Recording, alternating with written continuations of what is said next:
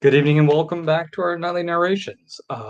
We left off with talking about the aspect on how Mathon, or sorry, Rodon can offer up a little bit of his money to his brother-in-law and his sister in order for his brother-in-law to become a merchant.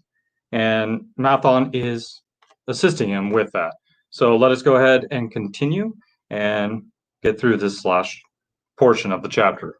I'm a gold lender because I owe more gold than I can use in my own trade. I desire my surplus gold to labor for others and thereby earn more gold. I do not wish to take risk of losing my gold, for I have labored much and denied myself much to secure it. Therefore, I will no longer lend any of it where I am not confident that it is safe and will be returned to me. Neither will I lend it where I am not convinced that its earnings will be promptly paid to me. I have told to thee, Rodan, a few of the secrets of my token chest. From them you may understand the weakness of man and their eagerness to borrow that which they have no certain means to repay. From this you can see how often their high hopes of the great earnings they could make, if they not had gold, all are but false hopes they have not the ability or training to fulfill. Thou, Rodan, now have gold, which thou shouldst put to earning more gold for thee. Thou art about to become, even as I, a gold lender. If thou dost safely preserve thy treasure, it will produce liberal earnings for thee, and be a rich source of pleasure and profit during all thy days. But if thou dost let it escape from thee, it will be a source of constant sorrow and regret as long as thy memory doth last. Which desirest thou must of this gold in thy wallet? To keep it safe. Wisely spoken, replied Mothan approvingly. Thy first desire is for safety. Thinkest thou that in the custody of thy sister's husband it would be truly safe from possible loss? I fear not, for he is not wise in guarding gold. Then be not swayed by foolish sentiments of obligation to trust thy treasure to any person. If thou wouldst help thy family or thy friends, find other ways than risking the loss of thy treasure. Forget not that gold slippeth away in unexpected ways from those unskilled in guarding it. As well waste thy treasure in extravagance as let others lose it for thee. What next, after safety, dost thou desire for his treasure of thine? That it earn more gold. Again, thou speakest with wisdom. It should be more to earn and grow larger. Gold wisely lent may even double itself with its earnings before a man let thy groweth old.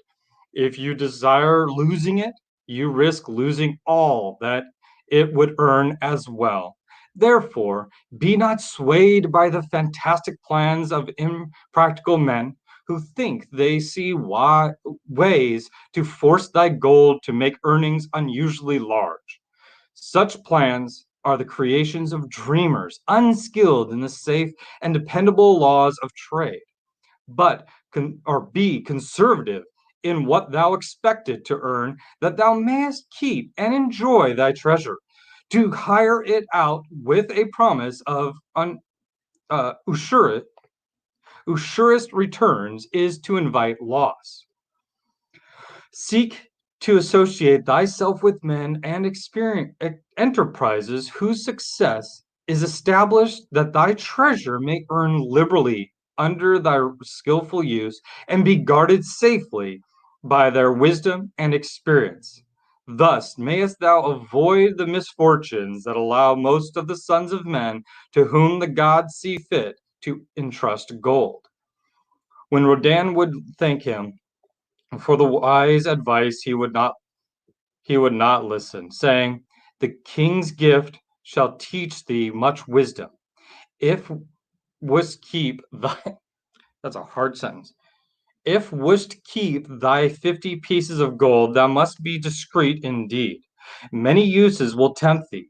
Much advice will be spoken to thee, numerous opportunities to make large profits will be offered thee. The stories from my token box should warn thee, before thou let any piece of gold leave thy pouch, to be sure that thou hast a safe way to pull it back again. Should my further advice appeal to thee, return again. It is gladly given. Ere thou goest, read this which I have carved beneath the lid of my token box. It applies equally to the borrower and the lender. Better a little caution than a great regret. So as you go forth and earn and compile a sum of gold for yourself, and you want to put it into a way that you can have it earn more for you as well, remember those little words. Be better a little caution than a great regret. And that concludes our chapter of the gold lender of Babylon. Next, we'll be talking about the camel trader of Babylon and find out what his wisdom has for us. Until then, have a wonderful night and take care.